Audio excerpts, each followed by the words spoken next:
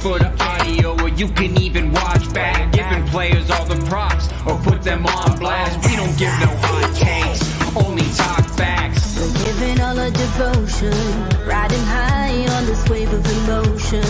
Going all out, yeah, cause this is our time. No, ain't no stopping us till we reach the finish line. All in, we came here to win. We're gonna give everything. S-I-C-K on the run. S-I-C-K, sick. On fire, we're ready to fight. We'll bring the house down tonight. S-I-C-K on the run. S-I-C-K, sick. Play it on the car ride, play it when you lounge. X and O, you know that we can hold it down. Shout out to my man Sammy, got it off the ground. And to all the listeners tuned in right now, got debates, analysis, and speculation. This is sports talk for the new generation. You know where to find us, got a reputation. Sick podcast, your #1 sports destination. Giving all our devotion, riding high on this wave of emotion. Going all out, yeah, cause this is our time. No, ain't no stopping us till we reach the finish line. All in, we came here to win. We're gonna give everything. S-I-C-K on the run. S-I-C-K, sick. On fire, we're ready to fight. We'll bring the house down tonight. S-I-C-K on the run. S-I-C-K, sick.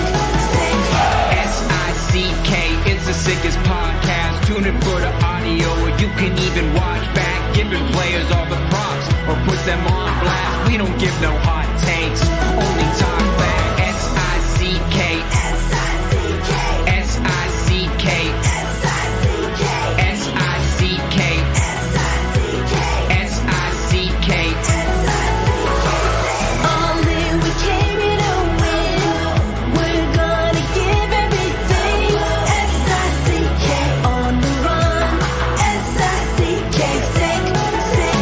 S-I-C-K is the sickest podcast. Tune in for the audio, or you can even watch back. Giving players all the props, or put them on blast. We don't give no hot takes, only talk facts. We're giving all our devotion, riding high on this wave of emotion. Going all out, yeah, cause this is our time. No, ain't no stopping us till we reach the finish line. All in, we came here to win. We're gonna give everything. S-I-C-K on the run. S-I-C-K, sick. On fire, we're ready to fight. We'll bring the house down tonight. S-I-C-K on the run. S-I-C-K, sick. Play it on the car ride, play it when you lounge. X and O, you know that we can hold it down. Shout out to my man Sammy, got it off the ground. And to all the listeners tuned in right now, got debates, analysis, and speculation. This is sports talk for the new generation. You know where to find us, got a reputation. Sick podcast, your #1 sports destination. Giving all our devotion, riding high on this wave of emotion. Going all out, yeah, cause this is our time.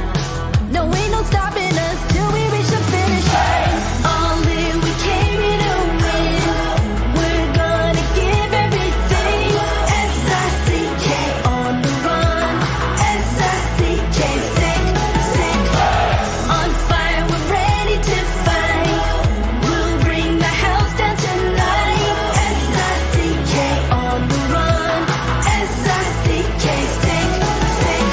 S-I-C-K is the sickest podcast. Tune in for the audio, or you can even watch back. Giving players all the props, or put them on blast. We don't give no hot takes, only talk back. S-I-C-K, S-I-C-K, S-I-C-K, S-I-C-K, S-I-C-K, S-I-C-K. Turn up your volume. Because you're about to listen to The Sick Podcast. Simmer Down with Sean Simpson. Ready to Chuck with the tip. His 100th goal in his 300th game, and it's a Gordie Howe hat trick to tie it. The sickest Ottawa Senators podcast. It's gonna be sick. How we doing, Ottawa? Good to see you guys again. I'm back solo. It's looking like this week will be a solo effort.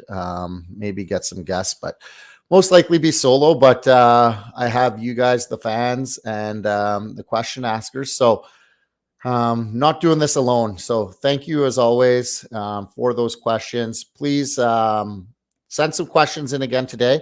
Maybe even some stuff about non-Sens. Not sure I'll be able to answer everything perfectly if we're not talking about Sens, but willing to try and dive into maybe some other stuff in the NHL if possible. So I think we'll just start with a little roundup of yesterday. The games played last night. I don't necessarily want to go dive right into the Senators. I talked about that yesterday quite a bit about my thoughts on that. And I don't want to, kick a guy when he's down. Nothing's changed overnight on my thoughts. So everything's still the same. We need a coaching change, most likely here. And it probably needs to happen relatively soon before it gets worse. That said, there are mandated off days with the CBA. But you think today would have been a practice day. I get that you can't. End of month, so it's probably this is locked in. You can't do much more, but it's too bad because this is a time that you should be practicing hard. You should be practicing all the things that aren't going right in the game, and you should be getting reps. So yesterday, I would have thought a practice would have involved in being more crisp, being more faster with the puck, moving the puck quicker. So some breakouts, some just even passing flow drills. I mean, the Monday was brutal in terms of passing the puck. And if you can't pass the puck in this league, it's going to be a struggle. And moving the puck efficiently, defense to forwards to other forwards. It's tough on you. There becomes turnovers, mistakes. And, I think it was Brian Kilray always had his guys passing the puck in practice. It seems so simple, but apparently it's not. So, my practice yesterday would have been about getting back into form, some skill stuff, some flow drills, some passing of the puck, some breakouts, some 2-on-1s, 3-on-2s, passing the forwards, and then coming back the other way. Little things like that. And today would have been a hard practice for me. It would have been battle drills, controlled scrimmage, guys going hard. Get into that habit of being hard on pucks. I thought Ottawa was very, very light on pucks on Monday to a bigger team. You just, if you don't practice those things, they don't become nature to you, right? So practicing those things would have been good. So instead of a hard practice today, you're going to have a day off. God knows what's going on. And then tomorrow, it's going to be another easy practice because you play the next day. And that's the schedule. That's the CBA. But to the point, like, you'd almost maybe flip it and have a hard one today, like a hard practice. And then I don't know if you can, on the mandatory day off, if you could do an optional or what you could do there. But they definitely needed a hard practice kind of with a day off in between. That's how I would do things. And maybe they weren't able to because of the CBA. So I could just be talking nonsense, but that's how I would see things play out if I was the coach. Speaking of being hard on pucks, like, Florida goes into Toronto. I thought they were very good in the first period. I didn't catch the entire game, but thought they were very good in the first, and then slowly dwindled for the rest of the game, which is fine. They're on a back-to-back playing against a skilled team and away from Florida. So I would have thought they would have maybe carried that win, but I think if you're going to the shootout, that just is considered a tie and not a loss. So Florida seems to be gaining some steam, but when you look at that lineup, I mean, that goal by the fourth line is just, that's a big fourth line that you do not want to play against. Steenland's huge. Lomberg is, I mean, a competitive guy. And then Jonah Gudajovic. I'm terrible with names. Kind of like my dad was terrible with names. Pronunciation, I should say. But yeah, he's a kid in Owen Sound that's played on the World Junior team. Big guy. He hit Timmy. Those are guys you do not want to play against on day in and day out. And to me, this team is fit for the playoffs. I think they showed that last year. And I think with guys, Sam Reinhart just scoring goals, contract year, but it was always was a smart hockey player, and he's just taking it to the next level here. So that's a Florida team that's going to be tough to play against. Obviously, Sheldon Keefe gave some shit on the bench, and that's the Sheldon I know from in a good way, I should say, too. A hard guy that is fair. I don't know if he's lost that a little with Dubas and their connection. I know Dubas probably saw the game a little differently than Sheldon Keefe at times. And Sheldon, blast the shit, emotion on the bench, remind me of Brian a little bit, or old school coaches a little bit, and then give your guys a chance to go prove themselves. If you're going to give shit, you got to give them a chance to make a difference and change their game. And they did pick it up enough to get a tie out of the game. So yeah, this division's going to be tough. And then the other game I watched, we could kind of just do a little round table here about what went on last night. The other game I watched, I have obviously the Oilers and the Golden Knights. What a goal by Mark Stone. That's just a Mark Stone goal in front of the net, tip in. But the Oilers, I mean, they're coming on here. Connor McDavid's on a mission. I think he just wanted to give everyone a little head start before he really started his season here. Too bad they lost a coach in the process. I'm sure he wouldn't like that. But yeah, Connor's going now. Even got their back end was a little better last night at times.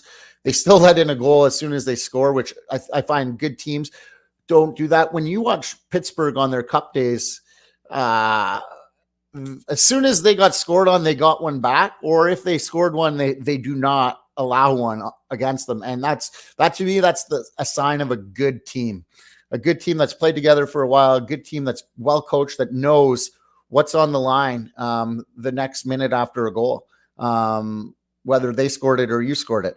It's massive to not allow a goal after you score, and Edmonton still seems to not do that. And when they're up, they seem to allow goals. But they're coming around. Connor McDavid is playing absolutely like a superstar that he is. So yeah, that's good to see. I think all Canadian fans kind of have Edmonton. I mean, maybe you don't want Edmonton to win just because of everything that's going on, but you want Connor McDavid to win and do well. And it's good for hockey to have him in the playoffs. I'll just quickly touch on some other games here. Devils, Islanders. Islanders seem to be scoring some goals, but playing some teams that allow goals. So like Ottawa. Devils like their team. Surprised when they beat the Rangers last year. I'm not sure that would happen again this year. Their goaltending, I Schmid and Vanacek I liked, but maybe a little high on them compared to what they really are. They're going to need to figure out the goalie side of things there. They've been letting in a lot of goals compared to before. So they're going to have to score their way out of games, and they did that last night, but I don't think that lasts throughout the season. Carolina Flyers. Carolina is an interesting team. They have a great team, I think. But obviously lost Anderson, so they're kind of wondering on the goalie side of things as well. I see them to maybe start to get going here a little bit. Now the Flyers have played well, maybe a little over their head, even though the advanced stats don't always show that. But they Chuck Fletcher, who was there, who I brought up yesterday on the pod, Brent Flair, who used to work in Ottawa for the Senators. I mean, it's tough. They were in an organization where I believe the owners have some say, and they kind of had some wanted to clean up that locker room, and it looks like they did. And it looks like the trades and their drafts, they trade for Owen Tippett, who's played well, Tyson Forrester, playing well, Morgan Frost, who's been benched or healthy, I think, seems to have good stats as well. So it will be interesting to see what goes on there. I doubt they do this all year. They probably come back to life and regress to kind of where they should be. But good signs for them because, their younger guys are playing well. Konecny's obviously been good. And that's the power of a first-line two-way center, which we saw in Alex Barkov. Sean Couturier, I mean, he can match up against anyone in the NHL and play shifts against top players, which really helps your team. Maybe not put up as many points as a guy like Timmy Stützle, as an example. And Timmy's a lot younger, and I think he can get to where he needs to be. But just kind of, showing the difference of how a smaller point producer, or a less point producer, could still affect the game in a great way and help your team win. So Sean Couturier has finally been healthy, and it's good to see. Stars Jets. Jets have been really good too. Maybe a surprise team this year. Goal Perfetti. He's been very good. And the Stars are a really good team. I mean, they're a big team with lots of depth, I think. Jason Robertson, I mean, I loved him in his draft year. Played in Kingston, so I saw him a lot. I think he had like 75% or something crazy involved in 75% of Kingston's goals in his draft year or something. Just insane. I mean, the guy's a wizard. He's so good with the puck. So intelligent. Has a little Mark Stone in him in the sense of, can steal pucks. Not necessarily a great skater, but has become a better skater over time. And just was a weaker kid that hockey sense was oozing hockey sense. And obviously he's a great player for them. The Wild after a coaching change. So Oilers are doing well after a coaching change. Wild win one after a coaching change. So take that as you will. We'll see here. We'll watch the Wild to see if this lasts. But obviously Gus made some saves. Matthew Boldy, couldn't score for the other coach. Scores last night for them. But they're a team to watch to see how the coaching change helps or doesn't help. Penguins have been coming on, but the Predators are even stronger. Preds have won a bunch of games in a row, I believe. And they're just playing solid hockey now. I think UC Soros wasn't very good early on. I think he's coming back to himself and being a little better. Ryan O'Reilly's been having a good year. Philip Forsberg's having a good year. There's a team, the classic Preds, what they are. They just play that team game and win 3-2 games and win 4-2 games. And so it'll be interesting to see if UC Soros comes on. Blackhawks came out firing. I don't know if that's to show Bedard some love there after everything that's gone on. Kraken came back, but Blackhawks found a way to win. Coyotes and Lightning. Coyotes have been good. I mean, they're getting some scoring from other places now. I think if you're a Coyotes fan, you're happy with your season so far. Canucks and Ducks. Canucks just keep doing it. I mean, Elias Pettersson, what a superstar. Talk about him enough, but what a star this guy is. And then Quinn Hughes is obviously playing super well. I want to see that long term into the playoffs. I don't think he's going to regress a ton, but as a smaller guy, when the game gets harder, will he be as effective? If he's 80% effective, he's still a really good player. And I'm not saying that that's going to happen in the playoffs. I just think that I want to see it. Still, Cale Makar is my guy right now, and until that's proven wrong. I see some analysts saying Quinn Hughes is better, but I think Cale Makar is the total package, and he's proven that over the course of the last couple of years. So, but Canucks, they're a good watch. Canucks probably not liked in the past by other NHL fans, but I think this is a likable team now. They cleared some room yesterday. They're probably going to have to add a defenseman if they want to be serious, but they know that, I'm sure. And they made a good trade with Ronick. Now they're going to have to sign him, but that guy's a player as well. So good night in the NHL tonight. Tonight, the Rangers-Red Wings game is going to be interesting. I think that'll be a great game to watch. Detroit, was really good and then lost a few games and then back to winning.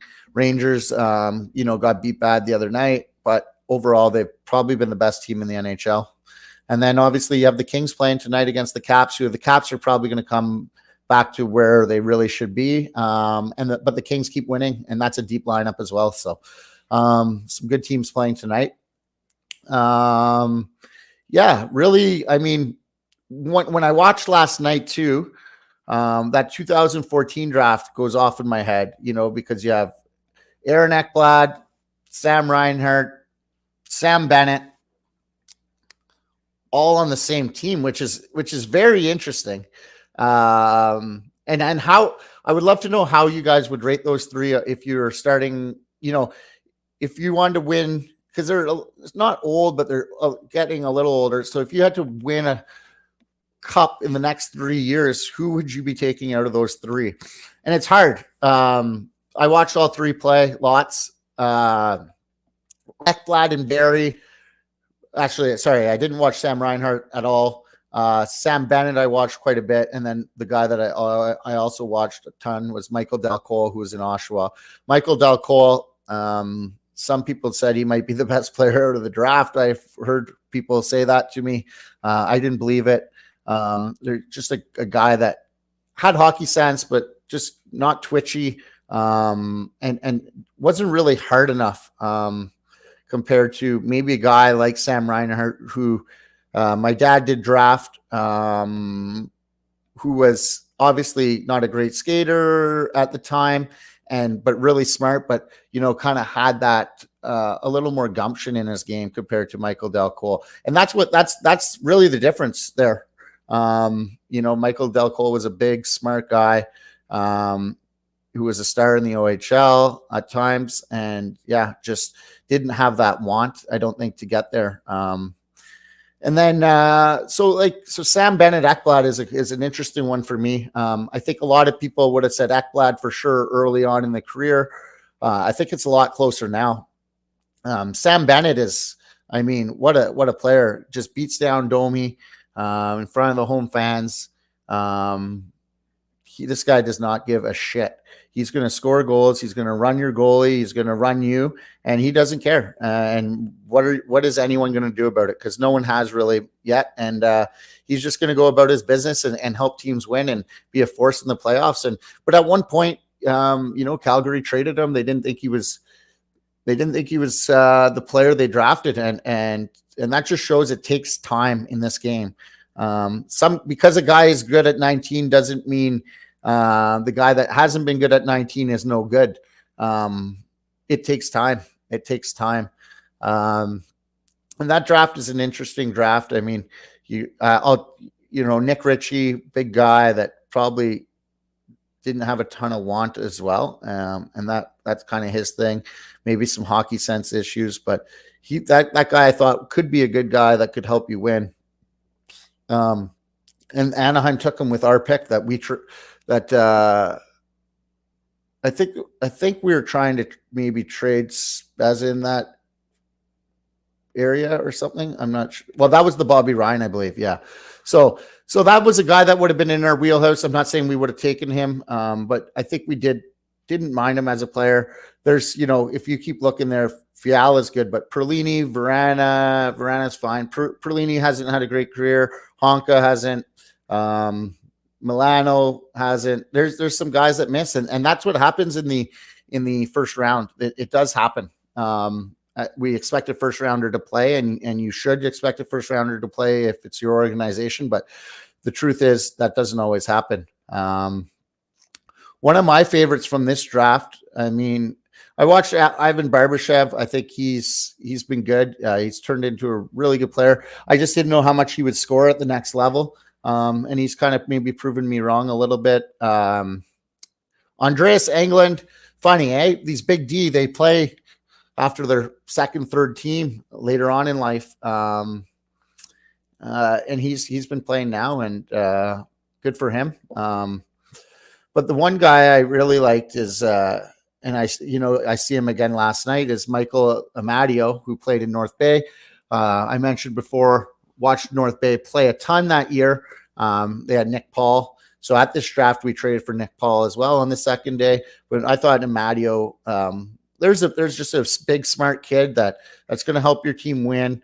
Third line guy right now, maybe a fourth liner, but third line guy that maybe could play up in your lineup for a little bit, short periods, but smart, could shoot the puck, and has some size. Good kid from the Sioux. So yeah, it was an interesting draft. That was my first draft. So I saw Sam Bennett play way more, watched him play better way more than I did Aaron Ekblad. I thought Aaron Ekblad, every time you went to see him, you almost wanted to leave wanting more, but then you're like, okay, well, this is just this is what he is. He's a big, solid defenseman. And obviously has had a really good career, some injuries. Let's see if he gets back into form though. And I believe he will.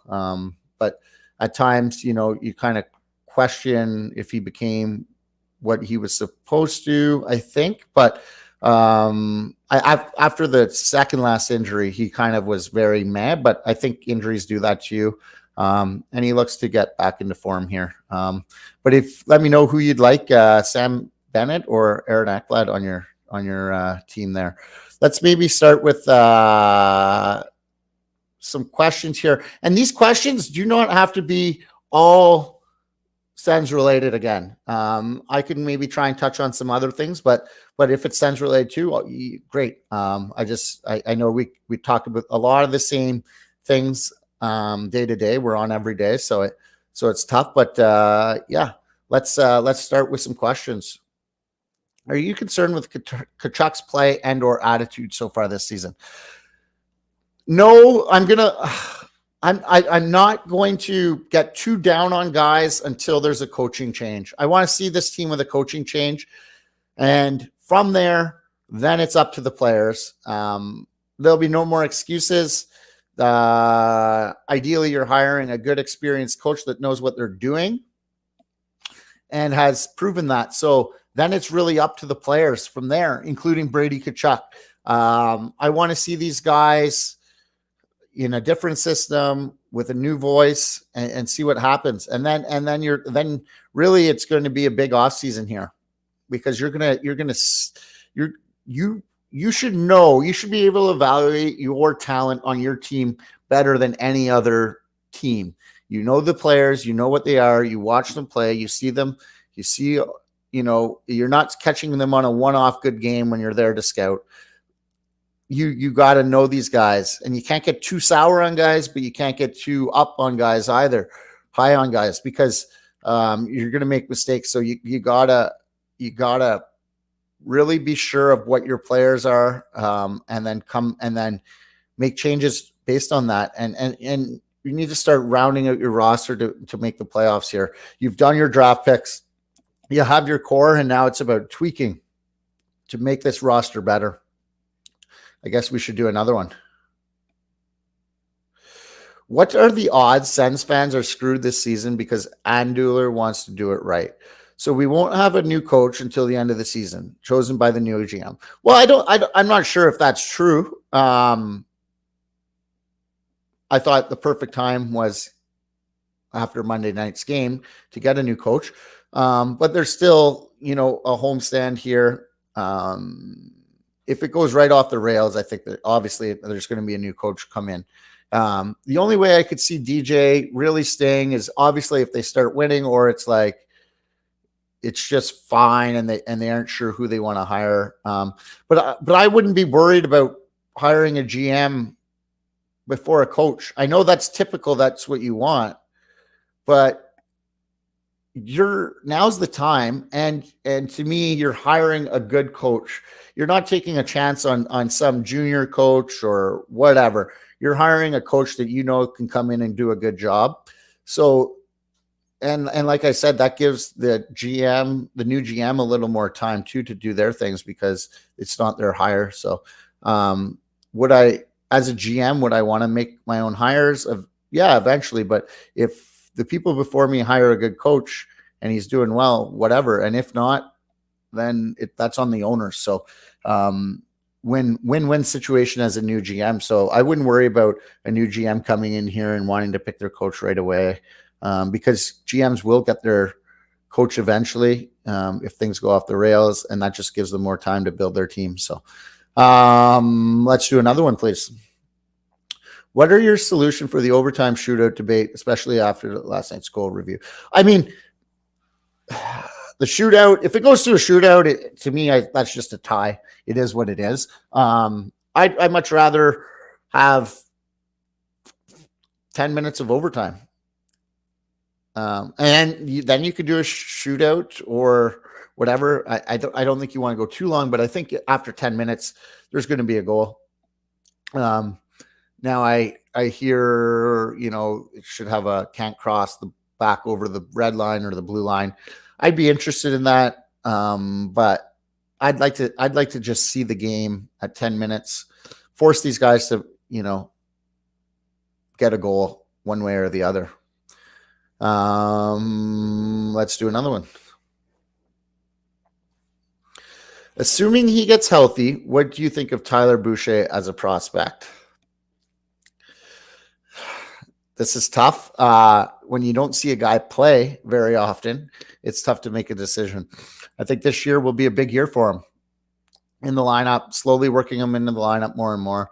What I want out of this guy is if he could become that, that third liner we talked about yesterday with some size, instead of Kubalik, some size, some ability, some hard to play against. I think that would be the ideal spot for him.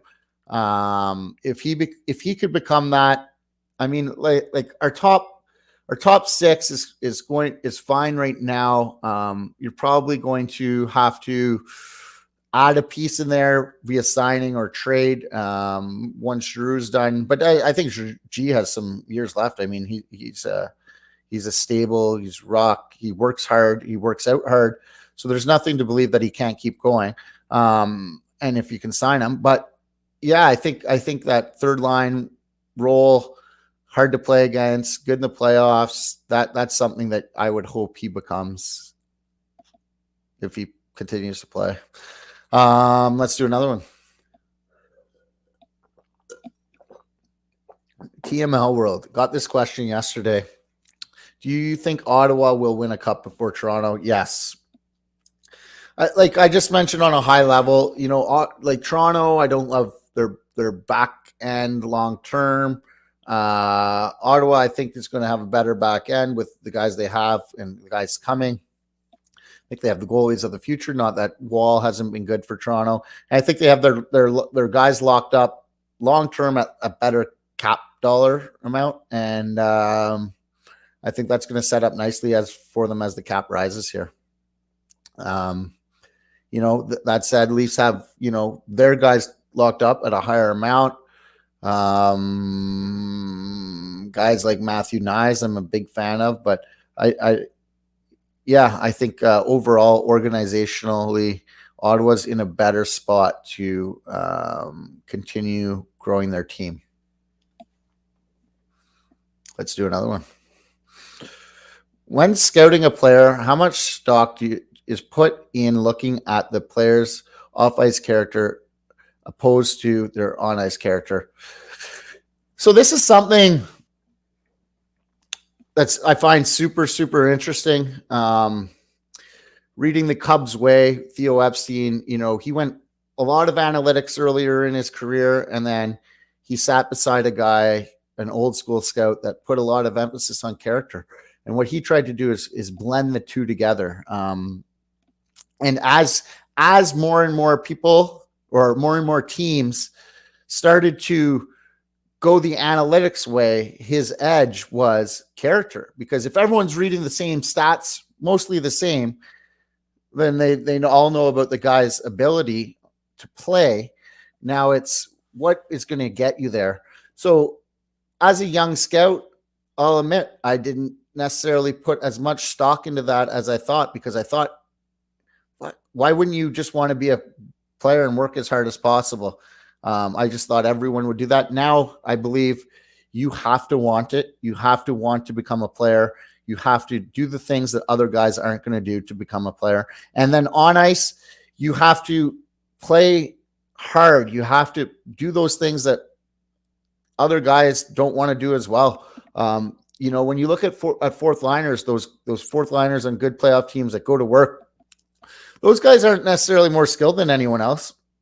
They just want it more. And they know what they are. They know that they got to go to the net, create a little bit of havoc. And that's Florida's fourth line for me. Even those Caps, when they won the Cup, they had that, those fourth line guys that just penalty kill, go through a wall. Boston Bruins had those guys, penalty kill, go through a wall for your team. And not everyone's willing to do that to that level. So I think now players are so good that it's a huge difference, the character of a guy, on ice character, off ice character. What are they going to do to be the best that they can be? And do they really, really want to be a player? And do they really want it? And how do you judge that is to me a good question.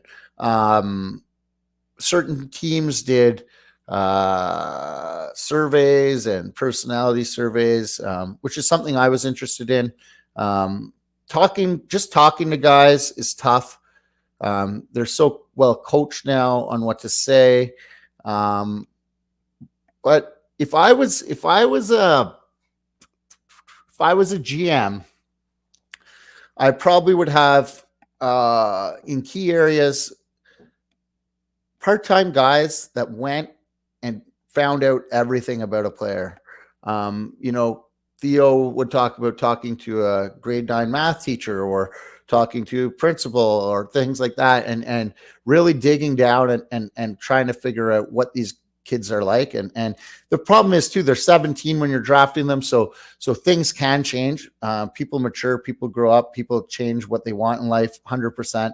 But you just have to get as much information as possible. And so really figuring out, what these people are, what their family is. You take a guy like Nick Roy and Gabriel Gagne. I liked Gabriel Gagne probably most the time throughout that season. Nick Roy got traded. He kind of was very, very meh. And now I didn't get to talk to these guys. I was so young, part-time guy as well. Right. So, but I watched them play lots, and certain nights, Gabriel Gagne could be the best player on the ice. We saw him at rookie camp being the best player on the ice. But then as you watched Roy play later on, you started to see his on-ice character, that he did compete way more than he did at the start of the year. You thought maybe he was soft, comes from a really good family, which is good, but you thought he was a little soft at times. And by the end of the year, he probably went way by Gabriel Gagne. And look at what type of player he is now. And I think the difference there is one guy really wanted it and one guy didn't.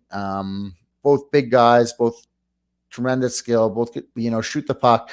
One played with a little more motor, obviously, in Nick Roy, but it's interesting. And that draft year, there was a bunch of guys in the Quebec, like Yakov Trenin, I think was the same draft year that he, probably when you looked at Gagne, you saw what he could get to, but he just didn't have that in him. And that's okay. I'm not going to guys can do whatever they want in life. But as a scout, yeah, you need to figure out what these guys are and what they want to do in life. And if they want to be a hockey player or not. Let's do another one. When Shabbat comes back, are you going right back to Chychrun and Shabbat pairing where Shad needs to play his offside? Or would you consider 3 pairings, 85, 6, and 72, play 20 minutes each with right D partners? It's a good question. It's something I think about quite a bit. I'd be interested to see them maybe like that old school Pittsburgh model for their forwards. I'd be interested to see them all on the left side and then load them up at certain points in the game. End of periods, maybe start of periods. Obviously, power play, penalty kill, that's going to change some stuff. Maybe an offensive faceoff when you're down, load these guys up and see what happens. But I'd be interested to see, because of the power plays and stuff like that, they're probably going to get more than 20 minutes each. You'd like that to happen. That's going to take a lot more bench management, loading these guys up. But it'd be interesting to see that. I'm not sure that's something they've done completely this year. But that'd be, that I would try that. You can go back to Chychrun and Shabbat if need be. Why not try something and see if it can work? When you have a stable guy out there on every defensive pair that can move the puck, I think that helps your team, especially in the regular season. Now in the playoffs, you might change that, load them up, so they could get more and more minutes, right? But I think in the regular season, it'd be worth a chance. At this point, I'm trying whatever. I'm trying anything possible to make this work. Let's try another one.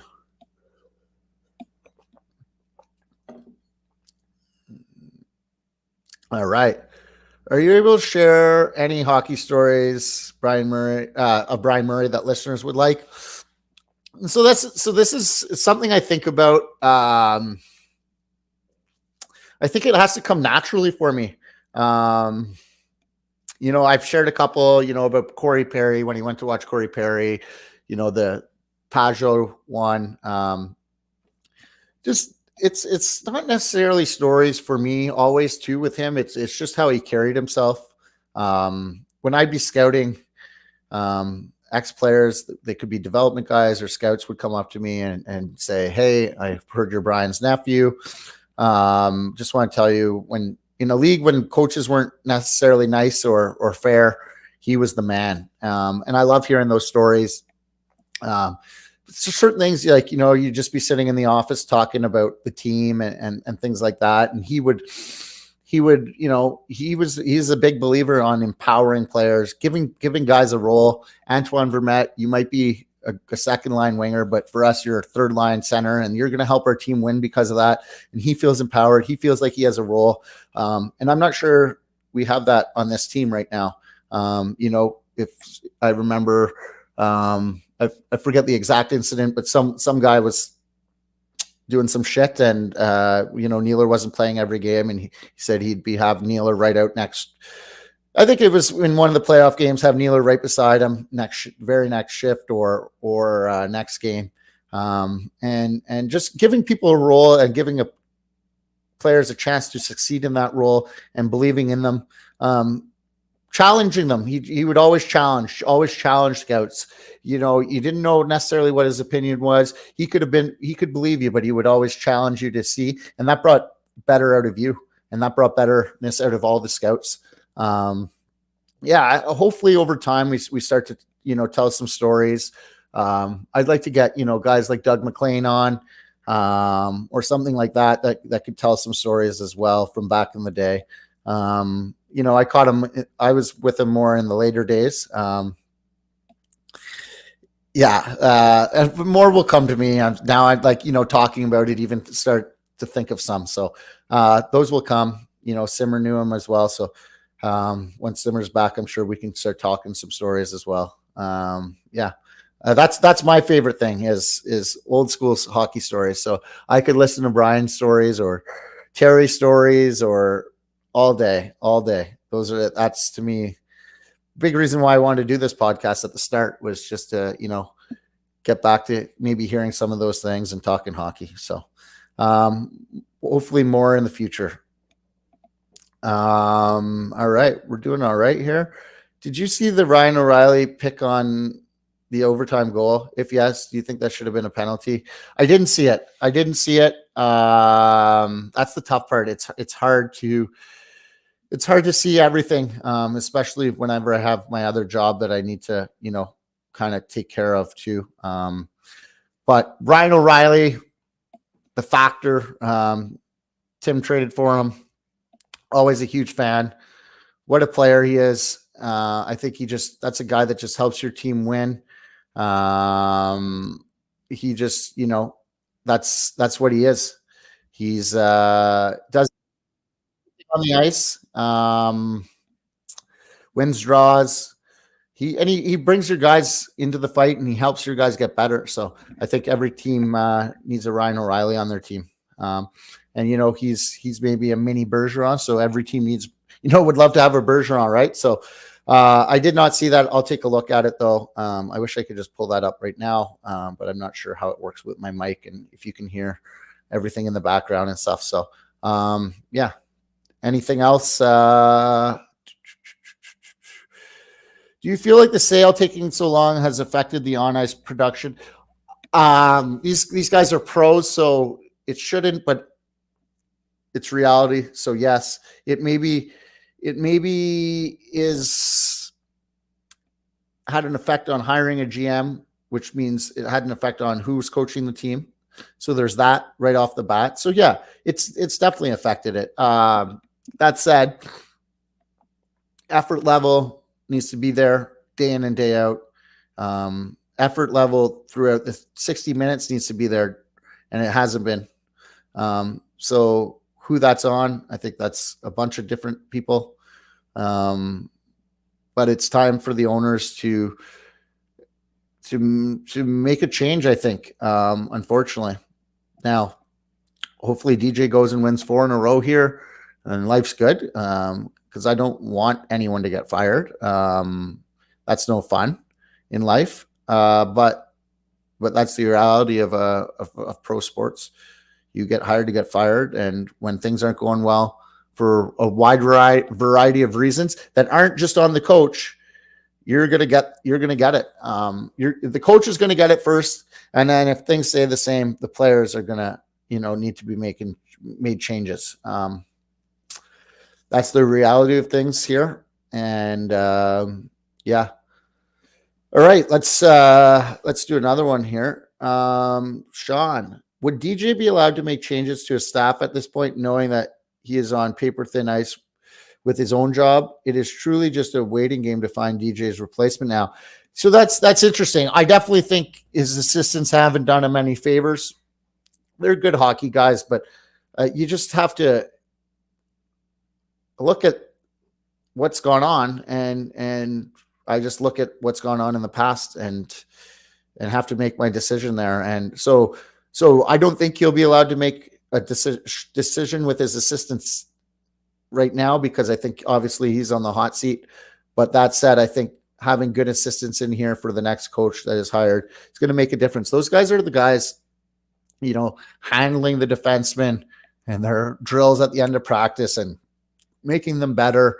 And same with the forward coach, doing that with the forwards and helping the power play and all these little things that add up. I mean, if your players are performing better and are working on things in practice to make them individually better, that means you're scoring more goals because you're shooting the puck better, you're passing the puck better, so you have the puck more.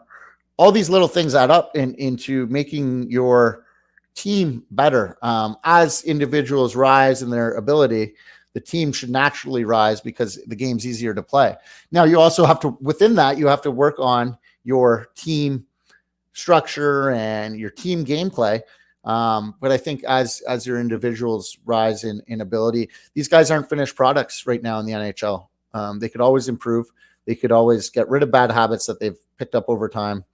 So I think you need good assistance, and that's your leg up in a cap world, right? And I think you could be forward thinking in this. You could even have a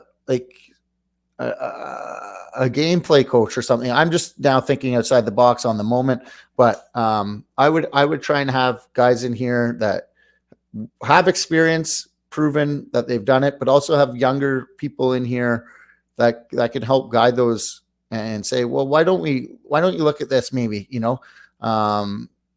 all sports have changed in the last little bit due to just money involved in sports, more people involved in sports, and just pushing the envelope to win because there's so much money in sports. And I think if Ottawa could get on that in some way, that would be beneficial for them. Let's do another one.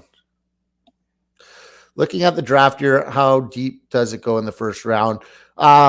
So that's something I touched on yesterday. It's a little too early to say exactly where this draft is at. That said, what I'm told is this draft is deep. How far that goes, there's a lot of defensemen in the first round that typically means you're pushing some forwards into the second round that maybe could be first rounders, let's say.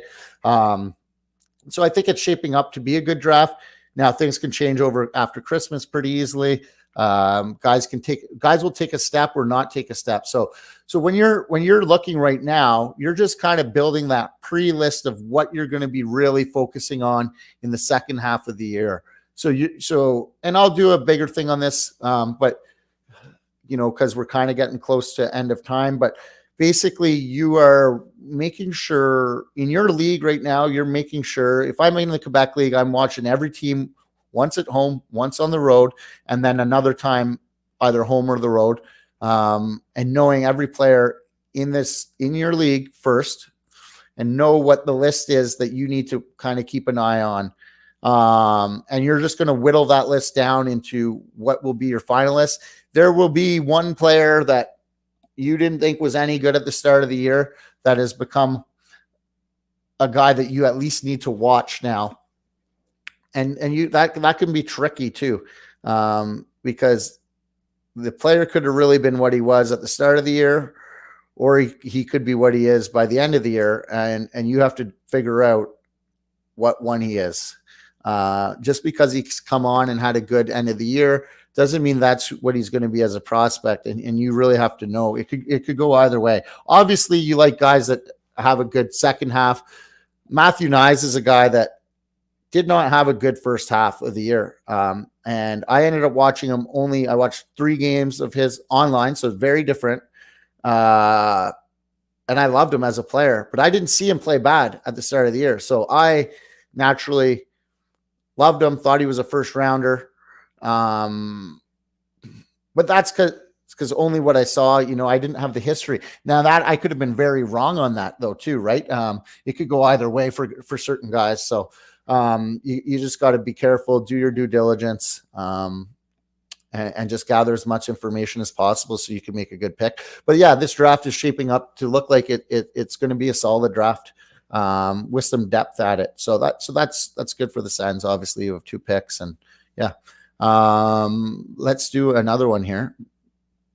Just got here. Do you think Giroux is asking out after his contract? It'll be interesting. I think next year is a big year for the Sens. That's right. You need a good coach and a good offseason. And that's going to dictate everything. I think it's simple as that. I think, he's from here. He's built a house here. He wants to be here. But if the team can't take a step, you're going to wonder, you don't have many more years left. You might have to go and play somewhere else to get what you want, which is a cup, I think he wants. So, yeah, that's a tough one. And that would hurt losing him, because then you have to add a top 6 forward. in there, and we don't really have top 6 forwards coming in the pipeline. Maybe we have a good draft this year. If it's a really bad year and you have a higher pick, sure. But Boucher doesn't seem to look like it. Zach Ostapchuk is probably more of a third liner as well, which is fine. You need those guys, but to have a true first or second line guy, I don't know if they have that coming. And they have some D coming, like Clevin obviously is going to round out that. Their goalies are interesting. If you think one can really play and is proven he can play, maybe you end up being able to flip that for a forward or an asset. But yeah, it's going to be a massive offseason here. Should we do another? When you were scouting, are you given a list of guys to watch? Could you walk through? So I'll do a bigger. I could do more in depth on that sometime. I guess there's no better time than now. But at the start of so there's a lot of moving parts to this. In my league and in the leagues that you cover specifically, you're going to do a report in the first half and the second half of every 16-year-old. So the year before. So you have an idea of some guys that are coming. Now, you're watching those guys loosely because it doesn't matter. You just want to see improvement from year to year. Things that you typically don't see. Kid in Peterborough, Spencer, I forget, defenseman. Their superstar as a 16-year-old struggled as a 17-year-old. And why was that? Hockey sense. So it's usually 16-year-olds are in better, easier times on the ice, easier positions on the ice, easier competition. So you're not looking as hard. So you don't see those guys as in depth right away. But you have an idea of who's out there. Central Scouting does a list. But what you're doing is you're going to every team 3 times in the first half of the year, once at least at home, once at least on the way, on the away. And then from there, you're doing a report on all those 17-year-olds. Some guys are not even going to be worth your time, but you have to do it. And then if there's an 18-year-old that you liked last year that's gone through the draft, you'll do reports on that as well. But you're going to do a report on all those guys 3 times, see if they're improving, seeing where they're getting to, and then you're building your list every day. You're tweaking your list. And really the first half is building a list of guys that you're going to continue to follow up in the second half of the year. It's not a huge deal. Like just as an example, by the end of the year, we like them all, but I mentioned before, I was lucky enough to see Formanton and Thomas against bad teams in North Bay and Ottawa when London was on the road here, and at our winter meetings, hey, these guys should be a little higher. But at the end of the day, it's the rankings at the first half aren't as important because it's just your list to continue to follow throughout the rest of the year. And then obviously by the end of the year, we had those guys much higher and we ended up taking one. So yeah, there's not a list. Now you'll also have agents go, hey, I have this guy. And so I did tier 2. I helped draft Kelly Summers. So in tier 2, I go to the showcase at the start of the year, catch every team. You can also, there's some times that, hey, Central Scouting, am I missing anyone in this league? You develop some relationships. I had to go watch St. Andrews at times and some other, Canadian prep because there's a guy here, there's a guy there. And as a local scout, that's your job to go to see if anyone else should have to go watch this guy. I remember watching Tice Thompson, who just got traded. I thought he was a fantastic, just an absolute star. I thought he was draftable for sure. As a 17-year-old, I probably didn't have enough balls to. Not that he's become a player by any means, but you're watching him in high school against a high school prep team. He should be a star. So if you watch him in major junior, would you like him as much? Probably not. And that's what you build experience over time of wondering, what these guys are in different levels. And that's what makes hockey scouting tough at times. When you're watching football, I'm not saying it's easy, but you're watching SEC guys for the most part. You're watching all the big schools, Big Ten, all that stuff, playing against good competition. It's the scouts that can go, to the lower levels and get, unfortunately Carson Wentz or whoever at the lower levels where the competition isn't the same. And you really have to know what you're talking about on those ones. So yeah, you're just first half of the year on a high level. You're just putting together a list of guys that you can watch for the rest of the year. And then just whittle that list down over time. Let's do another. Do you think Giroux should be put on the third line when Pinto gets here? He stays on the PP in every important faceoff. Well, I like Giroux. So to me, he's a guy that's been competing the hardest. When things are going bad, he gives you good shifts. He wants it. Smart. I think there's other guys that could play lower in the lineup than him. That said, when Pinto and Greg are back, that top nine is going to be super fluid. It's just going to be, I think you're going to be mixing and matching. Whoever's going is going to play more minutes, I think. I think that's how you do it. Ideally, for me, a team that can do that should be a good team. Same on the back end that we talked about earlier. It's just having these guys fluid, play kind of anywhere in your lineup, and they're going to give you good shifts. Obviously, Timmy Stützle is going to play more than Shane Pinto, but your wingers could plug and play throughout. And once you find the right chemistry and when things are rolling, then you kind of just leave them there, and then you adjust as things get worse. Let's do another one. We're pretty much soon done. So, yeah. In what sense stability? Stability for a team. Now it's a broad question. Let me see if you write anything here. Yeah, stability in many ways. Stability for an organization could mean having a GM that isn't too scared to, or isn't going to fire coaches right away. He's not getting fired. We have a makeup of what the Senators are, some continuality from players to players over time. Boston's a good example of that. They passed down, Chara, Bergeron, Marchand, McAvoy.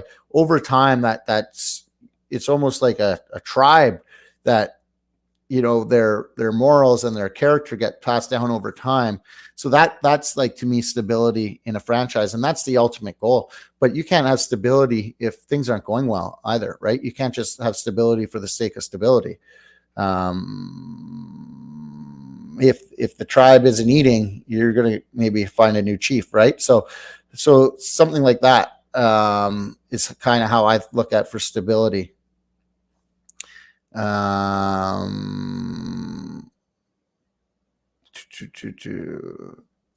Let's do one more here. Is there any course of action to salvage the season with the staff? So one thing I'll say is I heard Ian Mendez said they're trying new things at practice. Good. That's what you should be doing. I'd be trying anything and everything. I'd be talking to people from my past coaching life, see if they're watching. I'd be picking stuff from anywhere. Any human is not done learning. So if obviously I want a coaching change. If you had to say the staff is staying the same and we had to salvage the season, what I would say to that is you got injuries back and you are looking at new ways to play and you are changing your practice habits and all that stuff. So it'd be a massive change, whether that can happen. And I see people saying it's way past that now. I agree. But the question was, is there? And I would say that would be the only way possible. I think that's good enough for today. We got to leave some stuff for tomorrow. I think on Friday we'll be able to talk about the game and what's coming up next. Maybe tomorrow, let's talk some other NHL stuff. If anything pops up, maybe we could get into more scouting. Maybe I can get a guest on about some scouting stuff as well. Trying here. It's not easy. Thinking to simmer and whatever's going on there. Hopefully everything works out. Can't wait to have him back at some point here. It'll be sooner than later, and we'll continue to provide good content for all you Sens fans. And keep your head high. And later, go man. And that's a wrap. Hope you don't miss us too much until next time. Follow the Sick Podcast Simmer Down with Sean Simpson on YouTube, Facebook, Google Play, and Apple Podcasts.